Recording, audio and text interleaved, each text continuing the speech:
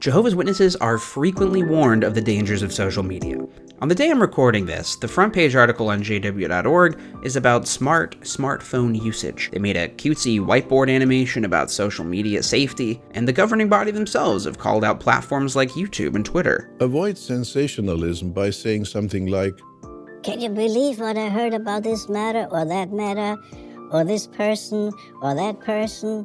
referring to a statement that may have appeared on Facebook, YouTube, or Twitter. But he didn't say Instagram. So here's what happens. I was working on a long, pretentious video essay about something serious, as is my wont, and then I saw a JW Instagram meme that made me lose my mind a little bit, so everything has to stop until I talk about it. But to briefly give some context, yes, JW Instagram is a thing, which may be a surprise to some of you. The biggest account I was aware of as a witness was Jehovah's Happy People, or @JW Witnesses. Jehovah's Witnesses, which has 390,000 followers as of the time of this recording, surpassing the biggest ex-JW content creator, Telltale's subscriber count. Jehovah's Witnesses is mostly just glossy pictures of smiling JWs doing JW stuff. Pretty harmless, wholesome even. Much like the rest of Instagram, though, the platform serves as a storefront for influencers, Etsy shops, and digital artists to promote their products. JW Instagram influencers are way too big of a subject for this particular video, and I would feel a little icky about dunking on cult victims who put their faces out there just living their life the way they've been taught to. Unless they've gone out of their way to dunk on me first, of course. So let's dunk on this awful meme instead, from the fine artisans at Paper Bee Gift Shop, a page with 106,000 followers. Now, this is a Jehovah's Witness gift shop, which I know because it says JW Gift Shop in all caps at the top of their Instagram page. And yes, it is that. Their Redbubble store sells personalized convention notebooks, coffee mugs that say things like, "You can't break a woman who gets her strength from Jehovah," baptismal greeting cards, best life ever stickers, and emergency Bible verses, presumably to store in one of those in case of emergency break glass thingies. And their Instagram account is used to promote these items and generate wisdom memes for Jehovah's Witnesses to like and share. I'd like to clarify something I'll talk about in more detail at the end of this video. I don't have an issue with Jehovah's Witnesses owning Etsy shops or selling JW-themed products. Being a Jehovah's Witness is hard. You're supposed to avoid higher education, which means employment opportunities for most Jehovah's Witnesses are limited. Imagine you're an artist or a graphic designer in the organization. This might be the only venue that allows for your skill set outside of the Bethel art department. Can't use those talents to their full potential in Satan's world, after all. It's hard to be fashionable as a Jehovah's Witness since you're supposed to avoid worldly trends, and Paper Bee has some nice designs that are modern while being acceptable to JW modesty standards. And no joke, their prices are super reasonable, which is definitely not true of every witness-owned business. A local witness mechanic in my area is notorious for inflating his prices, but he's an elder, so he must have a good reason. I was borderline tempted, in all honesty, to get this neat old-school Watchtower Awake canvas bag or this retro Pioneer book. They're nostalgic, and this was my childhood, whether I like it or not. I really am just annoyed by this meme I saw on their page, made by them, so let's get into that. Now, in all fairness to Paper Bee, I cordially despise wisdom memes of all colors and creeds. I don't know if there's a proper name for these things, but while most memes are funny images with maybe some text, wisdom memes are just pithy quotes, folk wisdom, usually expressing a "you're awesome and everyone else is wrong" type sentiment. So even if Paper Bee was saying something I agreed with, I'm just not generally a fan of this format. But I do disagree with what Paper Bee is saying in all their posts. There's this one: "Jehovah has seen all that you have endured this year, and he's proud of how you have kept your integrity. Well done! You've fought so very hard, and faced trials alone just with him. He hasn't forgotten you. Your reward is close at hand." Now, aside from the fact that witnesses have been saying your reward is close at hand since the 1870s, who is this meme talking to? Just anyone who reads it? because I read it, and I didn't know Jehovah was still proud of me for keeping my integrity. It's nice to hear, because I thought I was a mentally diseased apostate who doesn't even believe Jehovah exists. That wasn't the bad one. It's just an example of the kind of thing Paper Bee tends to post, with, by the way, Kingdom Melodies playing in the background, which I have spared you. Another one that is bad, but not the bad one, is, please don't stop loving Jehovah because someone who claims to represent God misrepresented him. People fail. Jehovah does not. And this one's more just confusing than angering for me. Why is misrepresent in quotes? The way it's worded, it sounds like Paper Bee is saying misrepresents sarcastically. But even if she wasn't, and obviously she's not, but like, how can we know if Jehovah doesn't fail, if the only way we know what he's saying or doing is through the interpretation of the people who claim to represent him, the governing body? Do you trust me? I hope so. You know, if these people were misrepresenting God, how would Paper Bee know? But enough suspense. Here's the one that really made me kind of irrationally irritated. It's a pros and cons list of sorts, contrasting the goodness of Jehovah's voice and the badness of Satan's voice. So let's take a look. Jehovah's voice stills you. Satan's voice rushes you. Jehovah's voice leads you. Satan's voice pushes you. Jehovah's voice reassures you. Satan frightens you. I'm just going to abbreviate it. Jehovah enlightens, Satan confuses. Jehovah encourages, Satan discourages. Jehovah comforts, Satan worries. Jehovah calms you, Satan obsesses you. Jehovah convicts, Satan condemns. Lots of stuff to unpack from our old friend Paper Bee here. As another disclaimer, I should clarify that I think Jehovah and Satan are fictional. That's my bias coming into this, so I don't think any of this is true in any way, shape, or form. But Jehovah's Witnesses tend to use Jehovah and the organization interchangeably, just as they tend to use Satan and the world interchangeably. So from that perspective, and the perspective of this book I read once, not sure if Paper Bee has read it, the Bible, this post is wrong. And so let me explain why. Jehovah's voice leads versus Satan's voice pushes. Jehovah pushes people to do stuff all the time in the Bible. What is a commandment if not a push? Did Abraham decide to sacrifice his own son for kicks one day on a whim, or was he given a little push from Jehovah, a commandment, if you will? In the Bible, Jehovah often kills people who don't obey his little pushes. Entire cities full of men, women, and children, in fact. And nitpick, but the terms lead and push aren't mutually exclusive or even opposites. Think about it. Jehovah's Witnesses believe Satan will lead you astray. So Satan can also lead, and Jehovah can also push. Yes, I'm grammar Naziing the JW Instagram meme. Jehovah reassures you. Satan frightens you. Again, I don't know that these are opposites. I don't think the opposite of fear is reassurance. Maybe peace, rather. But what about godly fear? Witnesses are constantly reminded of the need to have a fear of displeasing Jehovah. Also, in what way does Satan frighten anyone? That doesn't happen in the Bible. It's God who threatens to kill people for not worshiping him. And then, he makes good on his threats because he does kill them.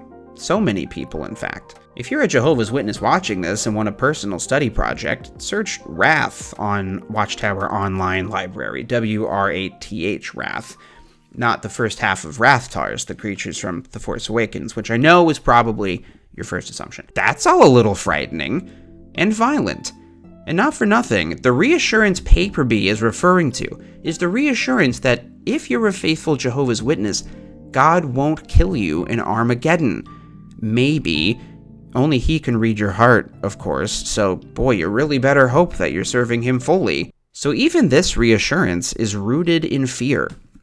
It's bad list so far, in my opinion. Jehovah's voice enlightens versus Satan's voice confuses. Genesis 11, verse 7. Come, let us go down there and confuse their language in order that they may not understand one another's language. So there you go. Jehovah actively confusing people on purpose because they were building something that was just too tall for his standards and personal taste. That always seemed a little harsh to me, to be honest, even as a kid. These were Bronze Age farmers and pre-industrial stonemasons. I don't think they were going to build a skyscraper. Why didn't Jehovah confuse the language of the people who built the Chrysler building? Not only does Jehovah sometimes confuse people on purpose, but Jehovah's Witness doctrine is not always super simple. Jehovah's Witnesses believe, for example, that in the year 1919, Jesus Christ invisibly chose the Watchtower Bible and Tract Society to represent his earthly organization, a date derived from biblical chronology and math based on esoteric dreams in the books of Daniel, Ezekiel, and Revelation. That's a bit confusing from Jehovah's organization. How confident would you be, hypothetical Jehovah's Witness watching this video, explaining the teachings of 1914 to someone who had no background with the witnesses? It's such a confusing teaching that the organization has made a video about how not to present it. They know that their information can be confusing to people. 7 times would be 2,520 days. But of course we've got the Bible principle, Numbers 14 verse 34. A day for a year, a day for a year. So that 2,520 days would be 2,520 years. So counting 2,520 years from 607 BCE. And not for nothing, Satan does enlighten in the Bible. He told Adam and Eve that they would know good and bad if they ate of the fruit, and then they did, and that did happen. Then they knew they were naked and all that.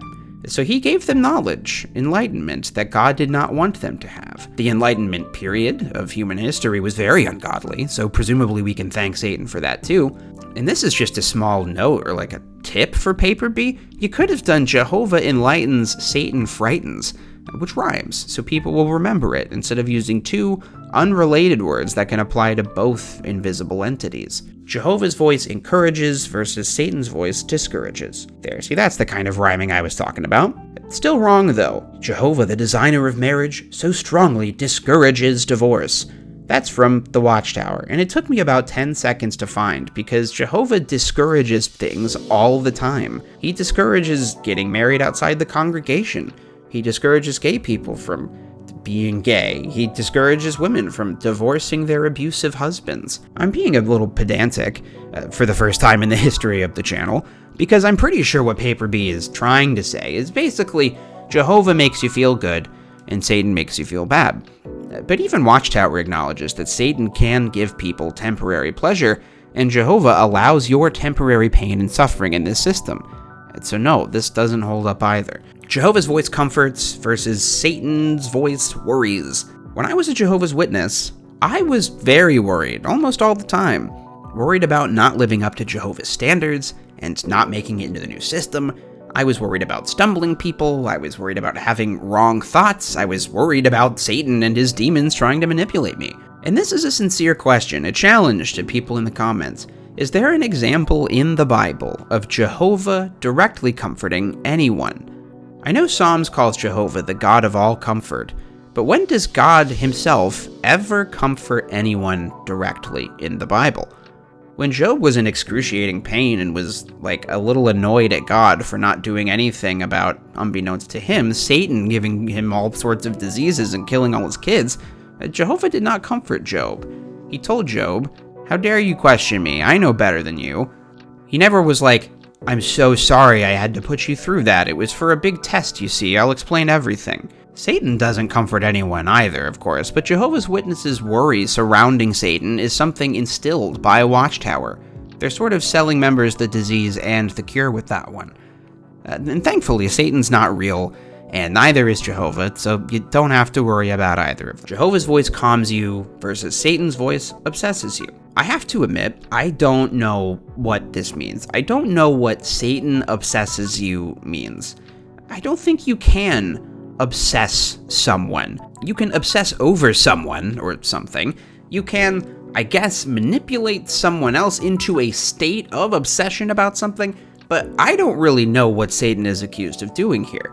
Jehovah is the one supposedly watching 8 billion people masturbate every day, keeping track of all the hairs on everyone's head, and making sure nobody's watching movies he doesn't like. That's pretty obsessive behavior. I do agree that praying can be very calming, But people who pray to other gods feel that same sense of calmness, which suggests that perhaps it's the act of praying, of stepping outside yourself for a moment and quietly sorting through your fears and regrets and desires. That's the calming thing, not who you're praying to. Jehovah's Witnesses don't believe in Allah or Mormon Jesus, so I'm assuming they don't think they answer prayers, yet adherents of Islam and the Latter-day Saints claim they're comforted by their prayers. So what's going on there, Paper B? Jehovah's voice convicts versus Satan's voice condemns. This one's pretty amazing. Jehovah convicts. Now, I think what they're saying is Jehovah can fill a person with conviction. But this is not a good thing in and of itself, first of all. Nazis had a lot of conviction, but they shouldn't have, right? They were convinced of things that were incorrect and dangerous. But Paper B didn't say Jehovah fills you with conviction. They said Jehovah's voice convicts you. When I think of someone being convicted, I think of being convicted of a crime. And Jehovah is about to convict a whole bunch of people.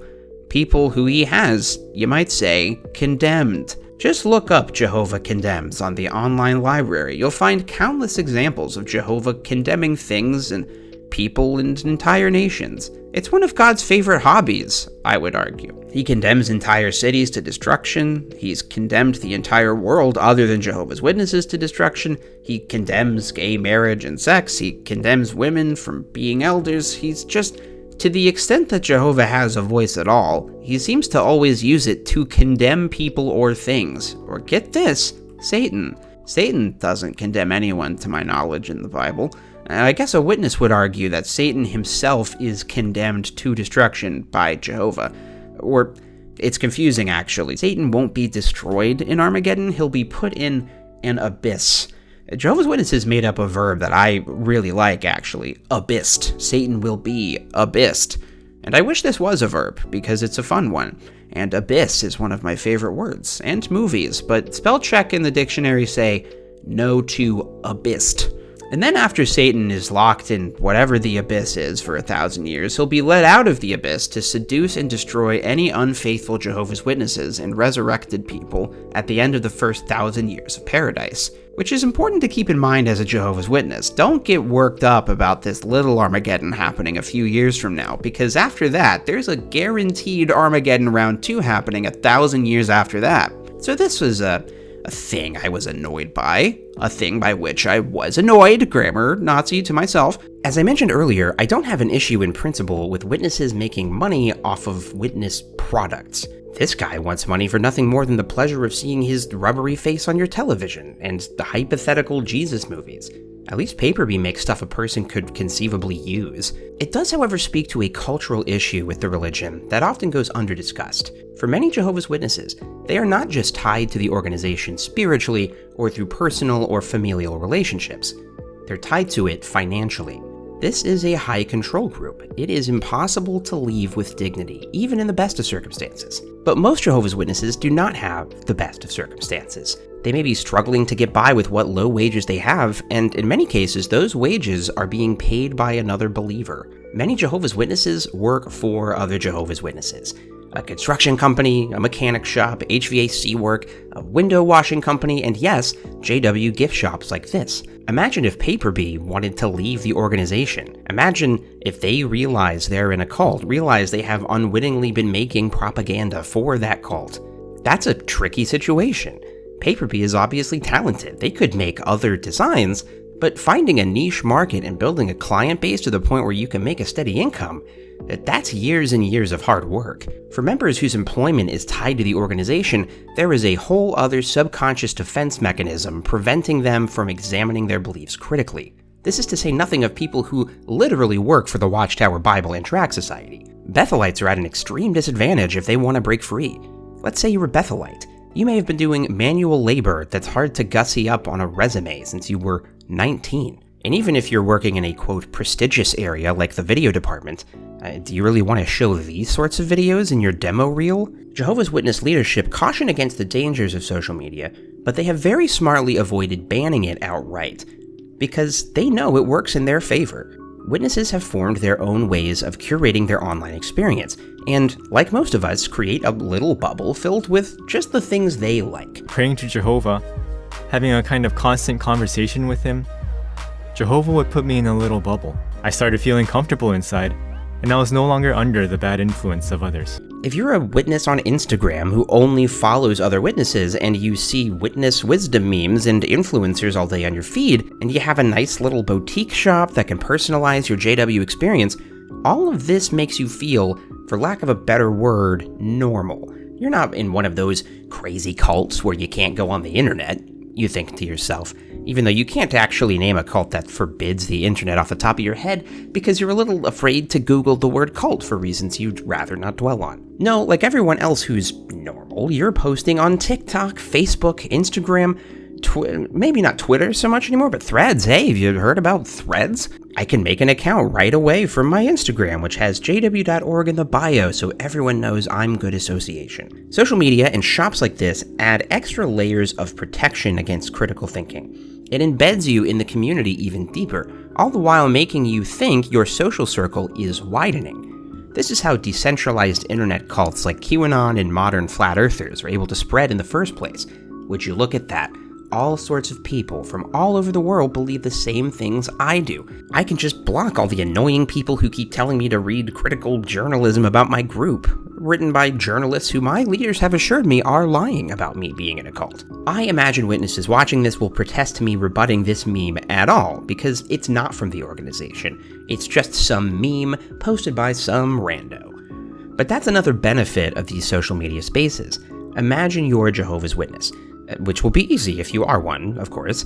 When you see stuff like this coming from your friends instead of the leadership, you feel like you're seeing your friends' original thoughts. Your mind isn't being controlled in any way. Look, here's a person who isn't the governing body just expressing their faith. Never mind that all my friends on social media sort of talk the same way and say the same things over and over, because if they say the wrong things, they could be reported to the elders and disciplined. Anyway, just some thoughts I had about a lot of things, it turns out. But sorry to Paper Bee if you watch this. Nothing personal, just stop it. And a special shout out to Reddit user Elegant Eliza for posting a screenshot of this to the XJW subreddit and inspiring this video. If you want a deeper dive into how Jehovah's Witnesses communicate on the internet, I did a stream about a JW forum reacting to the news about Anthony Morris no longer being a governing body member, which I will link in the description. And thanks to my little Paper Bee patrons, patron bees, who support the channel, in spite of me never making any cool merch. I should probably change that, but I don't know, every time I start going down the rabbit hole of doing it, I think I'd rather be making a video. That's the thing I actually enjoy doing, so I don't know. Sorry? Bye. You'll find statements from the Watchtower such as, "The judgment of the nations is moving ahead. It is a time to fear to do evil. Jesus will act as the avenger to express the divine wrath. At Armageddon, he will destroy them. He will treat them as his footstool beneath his feet." A little redundant. The footstool beneath your feet, I see.